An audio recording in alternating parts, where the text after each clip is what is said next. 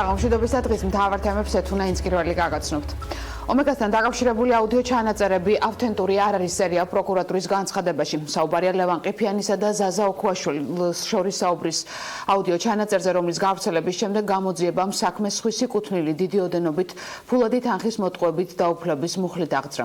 ჩანაწერის ექსპერტიზის შემდეგ ლევან სამხარაულის სახელობის ექსპერტიზის ბიურომ გასცა ვიდეო და ფონოსკოპიური ექსპერტიზის დასკვნა, რომლის თანახმადაც ჩანაწერები ავთენტური არ არის და დამზადებულია მონტაჟის გზით. ხმაურიან საქმეს და სკანდალურ ჩანაწერებს დღეს თბილისში ვიზიტად მყოფი ევროპარლამენტარი ანა გომეში გამოეხმაურა. ანა ახალაია ექსპერტიზის დასკვნაზე პოლიტიკურ შეფასებებს გაგვაცნობს. ომეგა ჯგუფის საქმესა და სპორტის ყოფილი მინისტრის ლევან ყიფიანის საკითხთან დაკავშირებით დღეს საქართველოს პრეზიდენტმა პირველი განცხადება გააკეთა. როგორც გიორგი მარგოლაშვილმა განაცხადა, მისთვის გაუგებარია თუ რატომ აქციეს ზურგი. ქართული ოცნების წარმომადგენლებმა ყოფილ თანაგუნდეს ლევან ყიფიანს, რომლებიც წლების განმავლობაში იდგა მათთან ერთად და ებრძოდა იმ რეჟიმის წარმომადგენლებს, რომლებიც ახლა ხელისუფლებას წარმოადგენენ და რომლებიც ქართულმა ოცნებამ დააწინაურა. როგორც პრეზიდენტი ამბობს, ქართულმა ოცნებამ ყოფილი თანაგუნდელი გასწირა და ეს მათ კარგად არ დაუბრუნდებათ. დღეს როდესაც მე ვხედავ როგორ შტაბელებად შეაქციეს ზურგი ჩვენ თანამებრძოლს ლევან ყიფიანს, ვინც ჩვენთან ერთად იდგა მაშინ, როდესაც მე ვეღარ ვიხსენებ იმ ადამიანებს, ვინცაც დღეს ვხედავ, ასე ვთქვათ, პოლიტიკურ ელიტაში, მე მათ არც ერთი არ მახსოვს. ლევანი იდგა ჩვენთან ერთად. ლევანი იბრძოდა ჩვენთან ერთად. ლევანი იყო ჩემი კოლეგა მინისტრი, როდესაც ჩვენ ვიყავით კოლექტიური ორგანოს მინისტრთა კაბინეტის წევრები. ზურგის შექცევა ლევან ყიფიანის მიმართ და იმისი არ გააზრება, რომ შეიძლება ის რთულ ვითარებაშია, მე პირადად არ შემიძლია როგორც იმ ადამიანს, ვინც ლევან ყიფიანთან ერთად ვიდექი და ვისთანაც ერთად ჩვენ ვაპროტესტებდით იმ რეჟიმს, რომლის წარმომადგენლებიც დღეს რომ არიან ხელისუფლებაში, მაშინ ადეიშვილის და კეზერაშვილის კაბინეტებში ისხდნენ. საქართველოს პრეზიდენტი სამ საკმაოდ მწვავე განცხადებას ბუნებრივია მოჰყვა პოლიტიკური შეფასებებიც. არ მომისმენია პრეზიდენტის განცხადება ყველაზე კრიტიკულ დროს, როდესაც მათ შორის ადვოკატების და სხვა უკანონო დაპატიმრებული პირების გათავისუფლების აქცე, მისი სათათბირო ორგანოს ხელმძღვანელი და მის მიერ დანიშნული პირელისაშვილი თავს ესხმოდა იმ აქცს და დარტყმის ქვეშ აყენებდა, მან არ დაიცვა მაშინ ეს პროცესი. ქვეყანაში არის შექმნილი სისტემა, სადაც დამოკიდებულებას ამა თუ იმ ადამიანის მიმართ იქნება ეს ყიფიანი, კვირიკაშვილი თუ ვინმე სხვა, განსაზღვრავს ერთადერთი ადამიანი და ეს არის ბიძინა ივანიშვილი. გიორგი მარგველოშვილმა ალბათ ეს ძალიან კარგად იცის და არ არის ყიფიანი შემთხვევა, ერთადერთი შემთხვევა, როდესაც ჩვენ ხედავთ, რომ ივანიშვილის სისტემა ჭანჭიკივით იყენებს ადამიანს. და რაც შეეხება თავად უშუალოდ ომეგა ჯგუფის საქმეს, დღეს საქართველოს პროკურატურამ გაავრცელა ოფიციალური განცხადება, სადაც ნათქვამი იყო, რომ ლევან ყიფიანსა და ზაზა ოქუაშვილს შორის შემდგარი საუბრის აუდიო ჩანაწერები არ არის ავთენტური და ის დამზადებულია მონტაჟის გზით. რა ეწერა პროკურატურის განცხადებაში, რომ ვინ ეინდობა და ვინ უცხადებს უნდობლობას სამხარაულის ექსპერტიზის ბიუროს მიერ დადებულ დასკვნას, ეს დეტალები უკვე შეგიძლიათ ჩვენი სიუჟეტიდან შეიტყოთ. ლევან ყიფიანისა და ზაზა ოქუაშვილის აუდიო ჩანაწერები არ არის ავთენტური და დამზადებულია მონტაჟის გზით. მთავარმა პროკურატურამ დღეს ომეგას საქმეზე მთავარ შეკითხვას უპასუხა. უწყების მიერ გავრცელებულ განცხადებაში ნათქვამია, რომ მასალებს ციფრული და მექანიკური მონტაჟი აღენიშნება. ტელეეთერში გასული მასალა რომ დამონტაჟებულია, ამაში უცნაურს ვერაფერს ხედავს ომეგა ჯგუფი. ვერანაირად ვერ იქნება სატელევიზიო მონტაჟ გავლილ მასალა გამოყენებული ავთენტურობის დადგენის მიზნით. აქ უნდა მომხდარიყო იმ ფაილების შესწავლა, რა ფაილებიც რუსთავი 2-მა მიიღო წყაროსაგან. და ამგვარი მასალის დამუშავება არ მომხდარა და არ მომხდარა ამ მასალის შესწავლა. აი იმ მასალის შესწავლის შედეგად შესაძლებელი ყოფილიყო დადგენილი რაიმე სახის ავთენტურობა. ჩანაწერების სანდოობა გამორიცხა და ექსპერტიზის შედეგებს სრული ნდობა გამოუცხადა ქართულმა ოცნებამ. სახელმწიფო გუნდის წარმომადგენლები დღეს ერთხმად ამბობდნენ, რომ ხელოვნურად შექმნილი მასალების გასაჯარავება ომეგა ჯგუფისთვის ფინანსური ვალდებულებების თავიდან აცილება იყო. თავისთავად ამ ჩანაწერების სანდოობა და მისი უტყუარობა ექსპერტიზამ გამორიცხა და ამბობს, რომ ის არის ხელოვნური, ანუ არ არის ავთენტური და არის ბევრი ჩარევა მასში. შემდეგი ეტაპი უკვე რაც ამას უნდა მოყვეს, ჩემთვის როგორც იურისტისთვის არის ვინ გააკეთა, ანუ ვინ განახორციელა, ვინ შეაკოწიცა, ვინ გადააბა ეს და რისთვის დაჭერა. ეს არის მეორე ექსპერტიზა უკვე, რომელიც ადგენს იმას, რომ ჩანაწერები არის დამონტაჟებული, არ არის ავთენტური და შესაბამისად არ შეიძლება აღქმული იყოს ავტომატურად როგორც სიმართლის ვთქვათ შემცველი. თვითონ ამ ორივე ექსპერტიზის ერთმანეთს დამთხევა და დადასტურება, ასე ვთქვათ, კიდევ ერთხელ იმის, რომ ამ ჩანაწერებში არის მონტაჟი და შესაბამისად არის გარკვეული манипуляციები ჩატარებული, პლუს ამაზე დამატებული ის, რომ ბატონი ოქუაშვილი უარს ამბობს თანამშრომლობაზე გამოძიებასთან. ოცნებისგან განსხვავებით სამხარაულის ექსპერტიზის ბიუროს დასკვნა ოპოზიციამ არ დაიჯერა. ეს არის მორიგი ფურცელი ივანიშვილის გუნდის და ოცნების უკიფრობის ისტორიაში. და ორჯერზე ჯობნიან წინა ფურცელს. ეს განცხადებები, ეს ჩანაწერები თუმცა ერთდროულად ყოფილა თან დადგმული და თან არავთენტური. ეგ შეუთავსებელი რაღაცები, ან დადგმული, ან არავთენტური. არავისთვის არ შეიძლება იყოს სარწმუნო დასკვნა, რომელსაც წერს პროკურატურა, როდესაც ჩვენ ვიცით, რომ დღეს ამ უწყებას ხელმძღვანელობს ბიძინა ივანიშვილის ყოფილი ადვოკატი და ვფიქრობ, რომ არავინ არ მოერის იმას, რომ რომელიმე სახელმწიფო უწყება დღეს ჩაატარებს რაიმე სახის გამოძიებას, რომელიც დაადასტურებს ბიძინა ივანიშვილის უშუალო მონაწილეობას და მისი ოჯახის წევრების მონაწილეობას აი ამ რეკეტის სქემაში, რაც მიმდინარეობდა ომეგა ჯგუფის წინააღმდეგ. ლევან ყიფიანსა და ზაზა ოქუაშვილს შორის საუბრის აუდიო ჩანაწერებთან დაკავშირებით პროკურატურამ ძიება 12 სექტემბერს დაიწყო. უწყებას 23 დღე დასჭირდა მასალების ავთენტურობის დასადგენად. ახლა საინტერესოა, როდის გასცემს შალვა თადუმაძის უწყება პასუხებს შემდეგ შეკითხვებს. ვინ ჩაწერა, სად და რა მიზნით?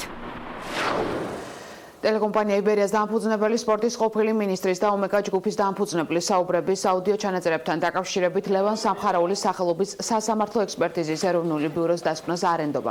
დღეს ნატო ჩხეიძე საქალაქო სასამართლოში მოსამართლის თანდასწრებით რამდენიმე საათის განმავლობაში იკითხებოდა. მივაწოდე დოკუმენტაცია ჩემს ხელთ არსებული და აგრეთვე მივაწოდე ინფორმაცია გამოძიებისათვის საინტერესო და მნიშვნელოვანი ავტომანქანის მარკისა და ნომრის შესახებ. TBC ბანკიდან თანხის გადანის ეპიზოდთან დაკავშირებით მივაწოდე ეს ინფორმაცია. ზაზა ოქუაშვილი აპირებს, რომ საგამოძიებო უწყებასთან ითანამშრომლოს და მისცეს ჩვენება და მათთვის საინტერესო ყველა კითხვაზე უპასუხოს და გამოძიებისთვის მე ვფიქრობ მნიშვნელოვანია ზაზა ოქუაშვილის პასუხები და არა მისი ფიგურა. იქიდან გამომდინარე რომ მაგ ძალიან ბევრი ფაქტთან დაკავშირებით მიაწოდა ინფორმაცია, მაგრამ მისი გამოკითხვა ყველაზე მეტად მნიშვნელოვანი უნდა იყოს TBC ბანკში განვითარებული მოვლენებთან დაკავშირებით, სადაც მან ეს მოვლენები დეტალურად აღწერა თუ როგორ განვითარდა და რაც თავარია მან გადაცა კონკრეტული მტკიცებულებები, რომელიც ეხებოდა TBC ბანკში განვითარებულ მოვლენებს და უფრო მეტი მან დაასახელა ის მანქანა და იმ მანქანის ნომერიც კი, რომელიც ნომრიანი მანქანითაც მოხდა შემდგომ ამ თანხის უკანონო წაღება. თანხის გატანასთან დაკავშირებით ნატო ჩხეიძემ ირიბად დაადასტურა სხვა პირების მხრიდან მომდინარე ინფორმაცია. იგი კონკრეტულად რაიმე კონკრეტულ ფაქტს შესწრებული არა. გამოძიების პარალელურად ხდება აუდიო ჩანაწერების მოპოვება და მოხდება რა თქმა უნდა მათი გადაგზავნაც ექსპერტიზაზე და მათი შესწავლას.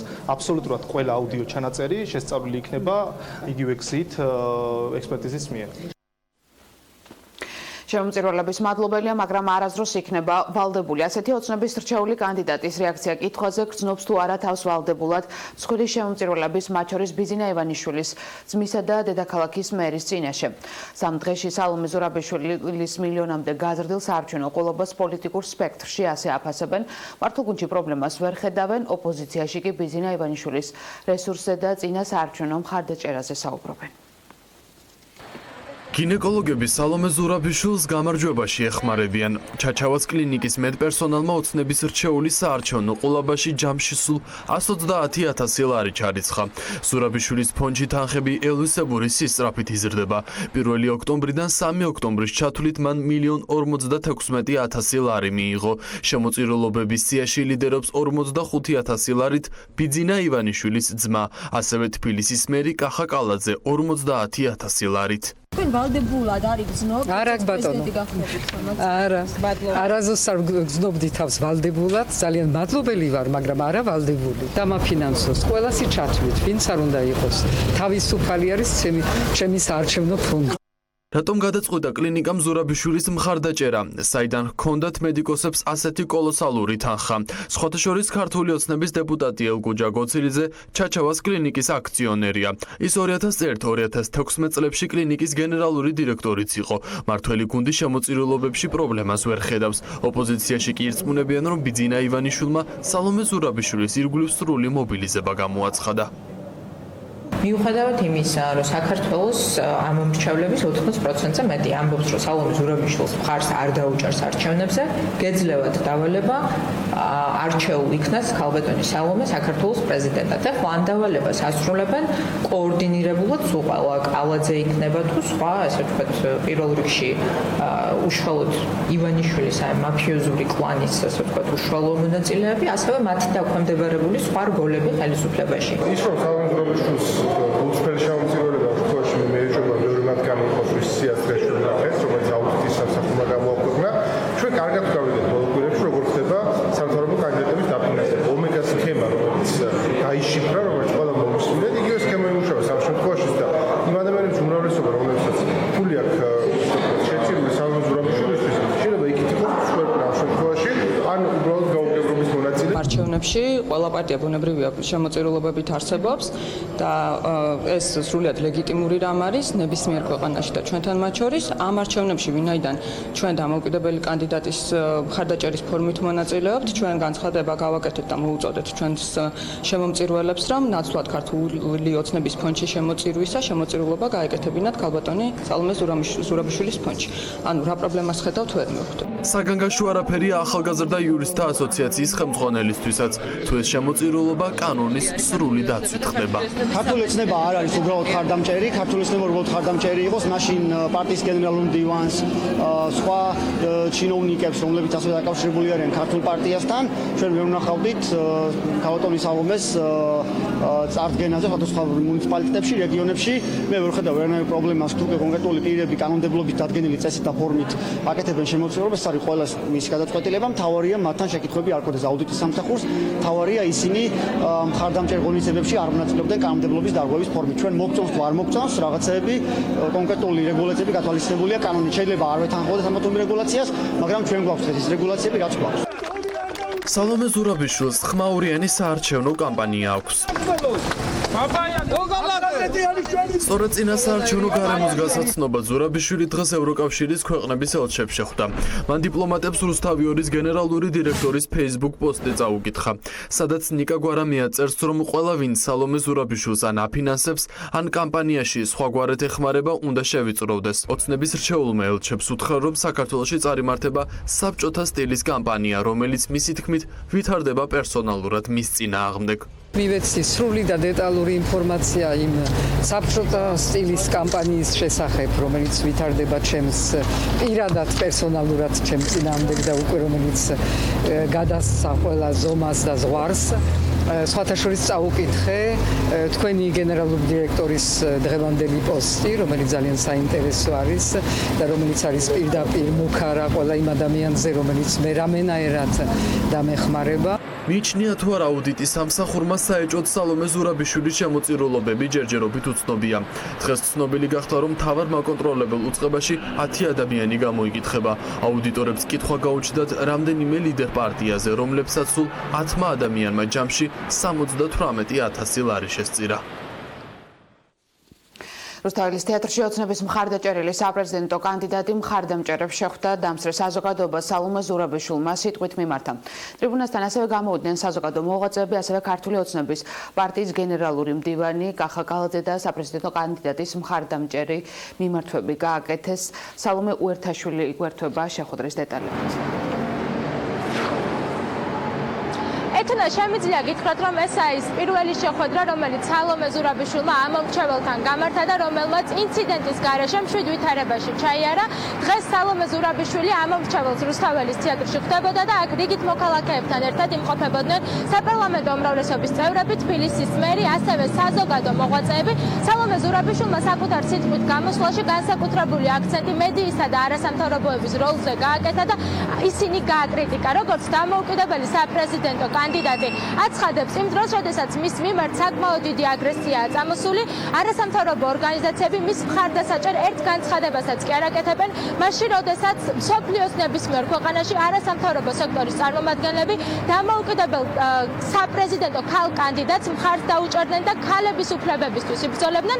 დღეს ასევე სალომე ზურაბიშვილმა იმ ბრალდებებზეც ისაუბრა, რომელიც ოპონენტების მხრიდან მის მიმართ ისმის და აღნიშნა, რომ ეს ყველაფერი უსაფუძლოა და 28 ოქტომბრის შემდეგ, როდესაც ის საპრეზიდენტო არჩევნებში გაიმარჯვებს, აუცილებლად იბრძოლებს იმისთვის, რომ მსგავსი პრობლემების მოგვარება სამართლებრივი გზით მოხდეს.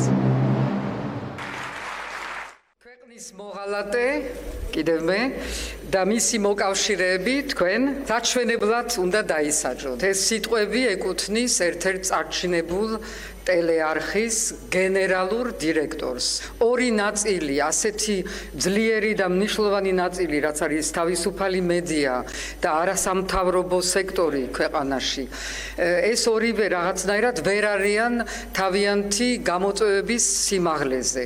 ლაპარაკი არ არის, რომ უნდა შეიზღუდოს ან ერთი ან მეორე, მაგრამ ღირსება ორივესგან მოსათხოვე არის და მოეთხოვე. მე ვერავინ ვერ გამაჩერებს და ეს რაღაც ლანძღვაგინება ნამდვილად არა.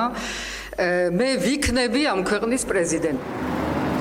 როგორც უკვე გითხარით, დამოუკიდებელმა საპრეზიდენტო კანდიდატმა რუსთაველის თეატრში გამართა შეხვედრა და ამ შეხვედრას საზოგადო მოღვაწეებიც ესწრებოდნენ.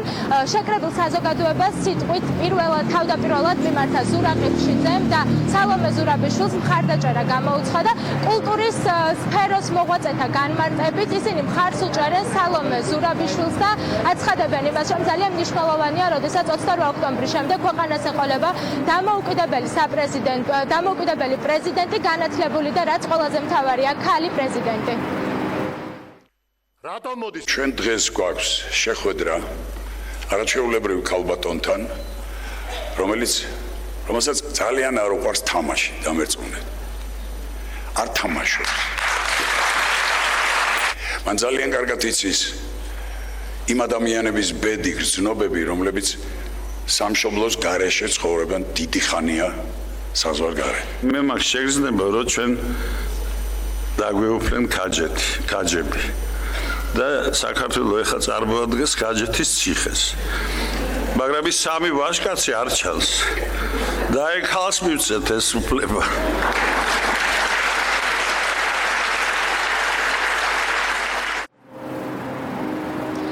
ზურაბიშვილის ამომრჩეველთან შეხვედრა უკვე დასრულებულია. დღეს მან შეკრებილი საზოგადოების წინაშე დადო პირობა და თქვა, რომ იმ შემთხვევაში თუ კი ის 28 ოქტომბერს საპრეზიდენტო არჩევნებში გაიმარჯვებს, ფორმატ შეცვლის და მოქალაქეების პრობლემების შესახებ პირადად მოისმენს. სალომე უერთაშვილი საუბრობდა პირდაპირ ეთერში. ახალი ამბებით რამდენიმე წუთში რეკლამის შემდეგ დავბრუნდებით.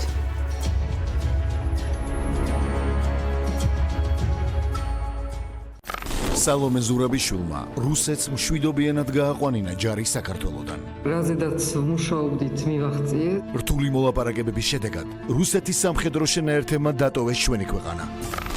სააკაშვილმა, ვაშაძემ და ბაქრაძემ რუსული არმია დააბრუნეს საქართველოში. Вы абсолютно обрусевшие грузины. Да, ты совершенно прав. Мы люди русской культуры. у нас два родных языка. რუსეთი არის ჩემი ცხოვრების შემადგენელი ნაწილი. არ აქვს მნიშვნელობა ჯიბეში რუსეთის პასპორტი მედება თუ არა. გარჩიე სიმართლე. შალვა ნათელაშვილის საქართველოს პრეზიდენტად ნიშნავს ივანიშვილის ძირმომპალი რეჟიმის დემონტაჟის დაწყებას, აგრეთვე ოლიგარქიული მმართველობის, საბანკო სამევახშეო დიქტატურის, ბუნებრივი რესურსების მიტაცების დასასრულს. შალვა ნათელაშვილი საქართველოს პრეზიდენტად ყველას სახელით. აუცილებლად შესატანი არის კონსტიტუციაში საკონსტიტუციო ცვლილება, რომელიც აკრძალავს საქართველოში კანაფის და ნარკოტიკების წარმოებისთვის საჭირო მცენარეების სასოფლო-სამეურნეო კულტურად გამოცხადებას, მათ კულტივაციას და ასე შემდეგ. პირობას გაძლევ მივახცევთ იმას, რომ არასოდეს საქართველოში არავინ აღარ გაიფიქროს ვაზის ქვეყანა გადააქციოს მარიხუანის და ნარკოტიკების ქვეყანა. აირჩიე საუკეთესო კანდიდატი. უარი უთხარი საქართველოს კანაფის რესპუბლიკად გადაქცევას. გრიგოლ ვაშაძე, გაერთიანებული ოპოზიციის საპრეზიდენტო კანდიდატი. ჩვენ მეტი შეგვიძლია. არა ოცნებობან, არამედ საქმე. არა ნაციონალობან, არამედ ეროვნულობა და მაშა სადამე ეროვნული საქმე, ეროვნული სახელმწიფო და მისი მეთაური პრეზიდენტი გჭირდება. შენ გჭირდება. მას შეუძლია დავით უსუფაშვილი.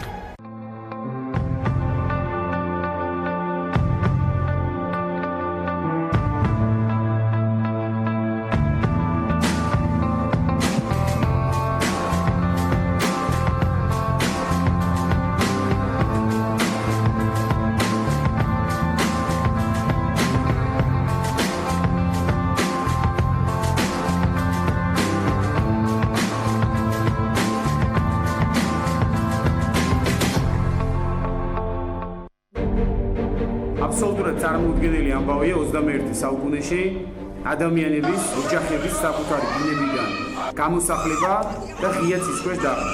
28 ოქტომბერს ჩვენ უნდა დავასრულოთ ამ ქვეყანაში ბანკირების და მევახშეების მმართველობა. აუცილებლად შესატანი არის კონსტიტუციაში საკონსტიტუციო ცვლილება, რომელიც აკრძალავს საქართველოში კანაფის და ნარკოტიკების წარმოებისთვის საჭირო მცენარეების სასოფლო-სამეურნეო კულტურად გამოცხადებას, მათ კულტივაციას და ასე შემდეგ. პირობას გაძლევ მივახცევთ იმას, რომ არასოდეს საქართველოში არავინ აღარ გაიფიქროს ვაზის ქვეყანა გადააქციოს მარიხუანის და ნარკოტიკების ქვეყანა. აირჩიე საუკეთესო კანდიდატი. უარი უთხარი საქართველოს კანაფის რესპუბლიკად გადაქცევას. გრიგოლ ვაშაძე, გაერთიანებული ოპოზიციის საპრეზიდენტო კანდიდატი. თელ სოფლიოში ქართული ღვინით გვიცნობენ. გადასახადების შემცირება, ესაა რეალური დახმარება. რათა ხვალიდელი დღე იმედის მომცემი იყოს ჩემთვის და ჩემნაირი მეწარმეებისთვის. მე არა ვარ პრეზიდენტობის კანდიდატი, მაგრამ მომეცი ხმა მე. დავით ბაქრაძე, ყველას პრეზიდენტი. მე მოვდივარ, რათა უსაფრთხოდ და იმედიანად იგრძნოს თავი საქართველოს მოსახლეობამ და ჩვენმა მომავალმა თაობამ. პოლიტიკური მოძრაობა თავისუფლება, ზვიად გამსახურდიას გზა, ნომერი 31. აგერ ცხოვრობოცნების ხალხი არსად არაფერი არ მაქვს. ყოველდღიურად საჭმის პრობლემას. მაწუხებლის რომ დედა ადამიანი ყურება არ მაგბინაზე. დიდი სიამოვნებით თუ სადმე მუშაობ. არ არის არაფერი არა. მე მეხალიზე მათ შემიშველი ომის დიმშიაო და დააძინე. დააქცეულები ვარ, დააქცეულების. შენსა და დასაქმებას შორის დგას ივანიშვილი. ერთად ჩვენ შევცვლით. გრიგოლ ვაშაძე. კონდექს სადისკო საშინელი კომერციული ჭრილობები თავრობა არ არის დები არა.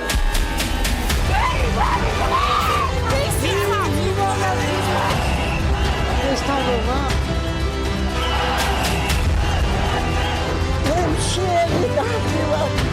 ივანიშვილმა თელი საქართველო ხოიყრეთ მაგ გულის მონა.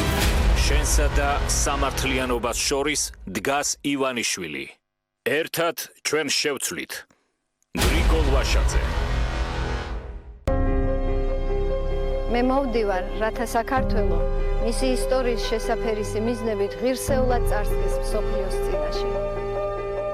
პოლიტიკური მოძრაობა თავისუფლება, ზვიად გამსახურდიას გზა, ნომერი 31. ნათელაშვილი პრეზიდენტად არის ჯანსაღი ცხოვრების წესის პროპაგანდა და უპირობო მხარდაჭერა. შალვა ნათელაშვილი საქართველოს პრეზიდენტად ყველას სახელით. 5 წელია უმუშევარებ. თემ სასახში აღარავის აღარ ჭირდება. სამუშაო ადგილები არ გაჩნდა. საპენსიო ასაღამდე შეიძლება ვერც მივახციო. ჩემისა და ხალხისათვის უჯობესია ახალი სამუშაო ადგილები, რომ ცხოვრებას ადამიანმა იმედის თვალით შეხედოს. მე არა ვარ პრეზიდენტობის კანდიდატი, მაგრამ მომეცი ხმა მე. დავით ბაქრაძე, ყველას პრეზიდენტი.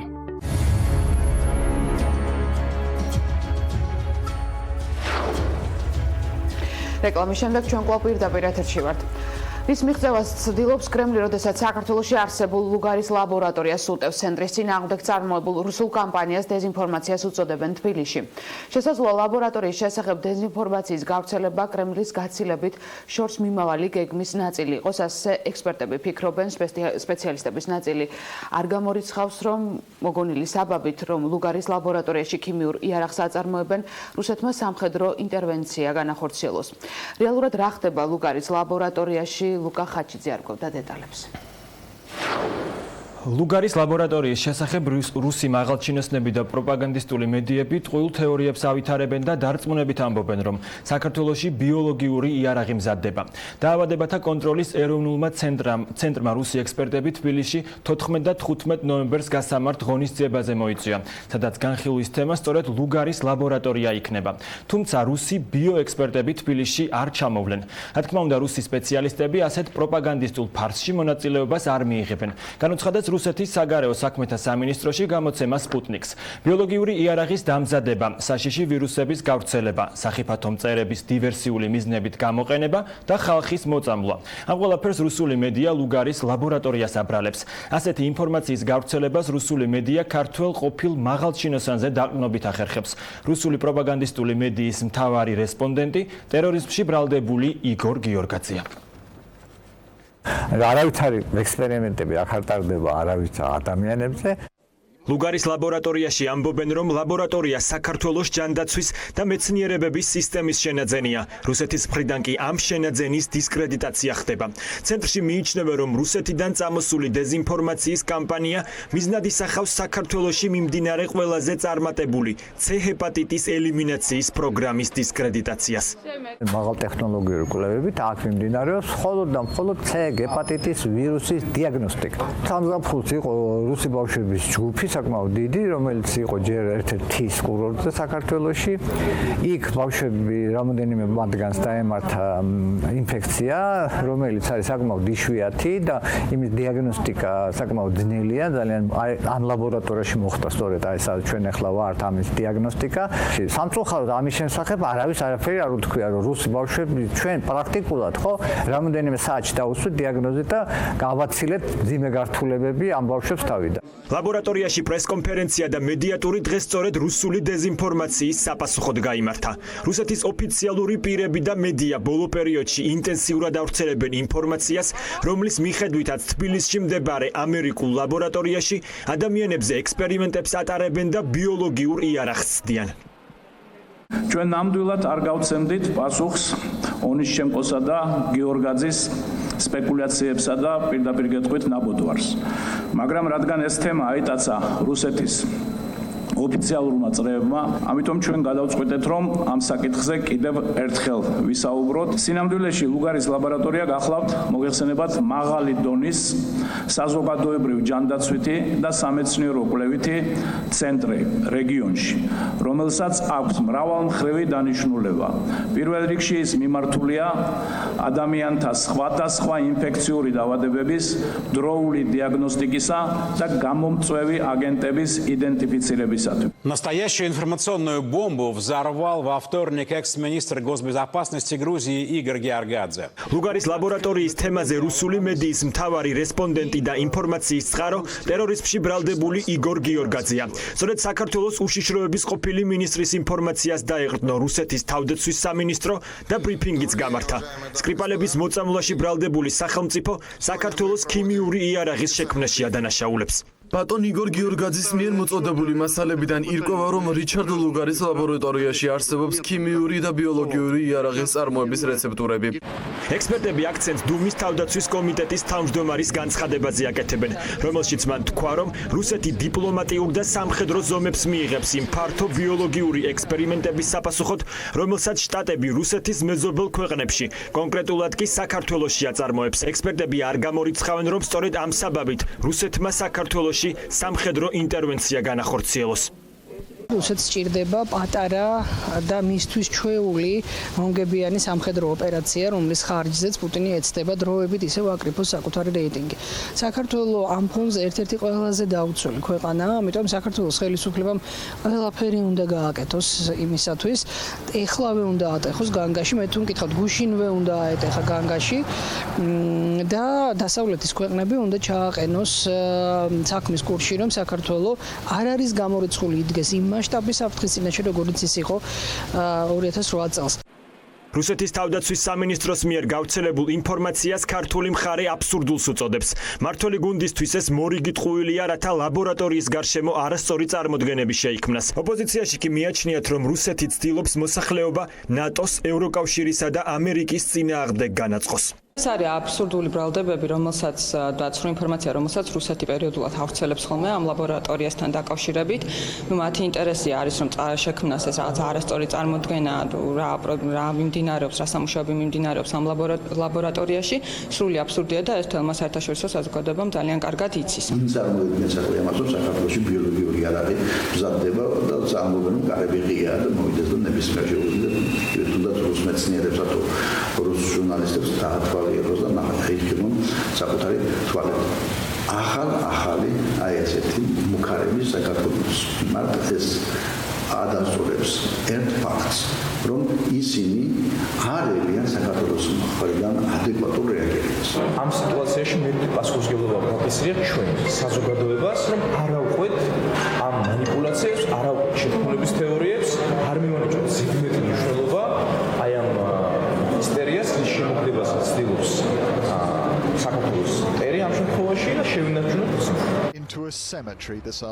უახლოეს წარსულში ლაბორატორიის წინააღმდეგ კამპანიის ახალი ტალღა მარტში სკრიპალების მოწამვლის პარალელურად გაჩნდა, როდესაც რუსეთის თავდაცვის სამინისტროს მედია ზვეზდა არ გამორიცხავდა, რომ ნოვიჩოკი ბრიტანეთში სწორედ საქართველოდან მოხვდა. ლუგარის ლაბორატორიის მსგავსი ცენტრები რუსეთში მრავლად არის.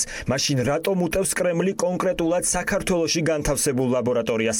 არსებობს მოსაზრება, რომ რუსეთი ამ კამპანიით ისრების გადატანას ცდილობს, რადგან სულ უფრო აქტიურად საუბრობენ იმაზე, რომ სკრიპალების მოწამვლაში ბრალდებული რუსეთი ქიმიურ იარაღს აწარმოებს.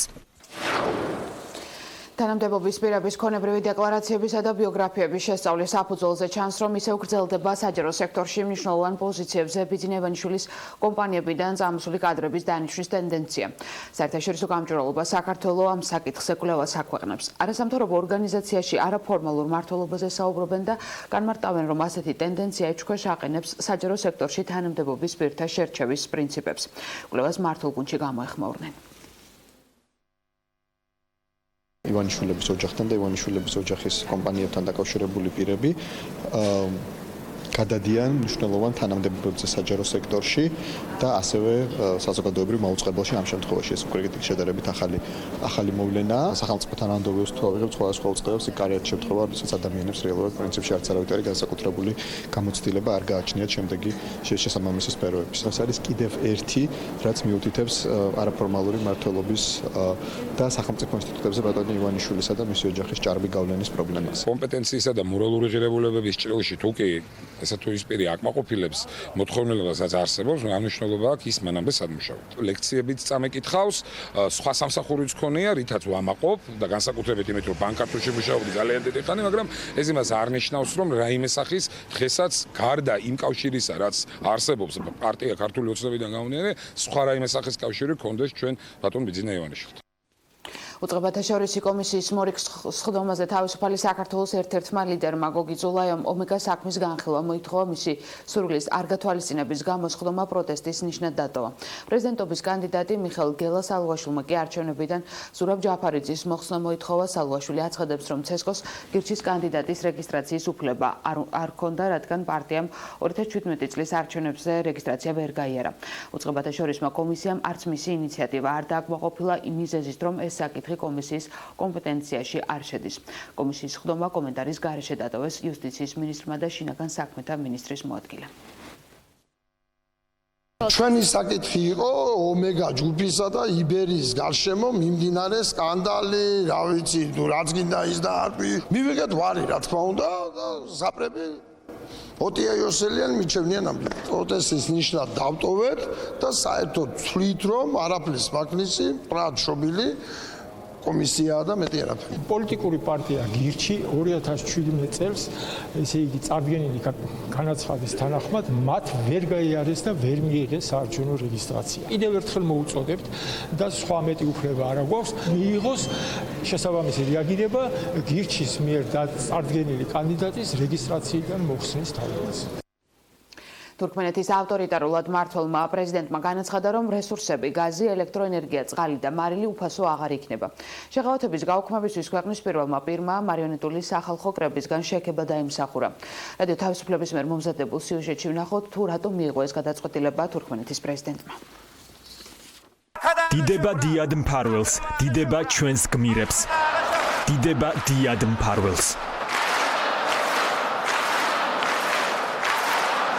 ეს თურქმენეთისთვის ტიპიური ვითარებაა.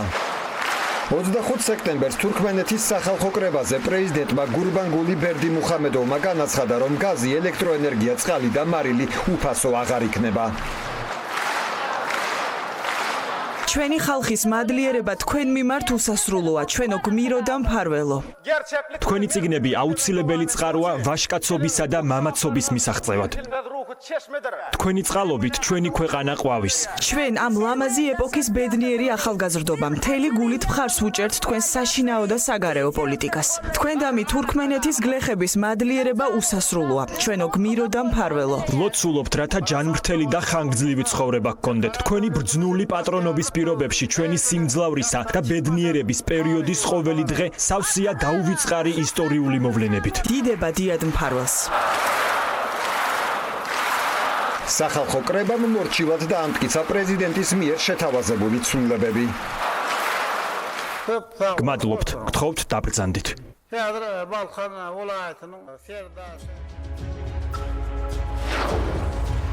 ასეთი ყოველ ინფორმაცია ამ დროისთვის მეორე შაბათამდე გემშვიდობებით ნახვამდის.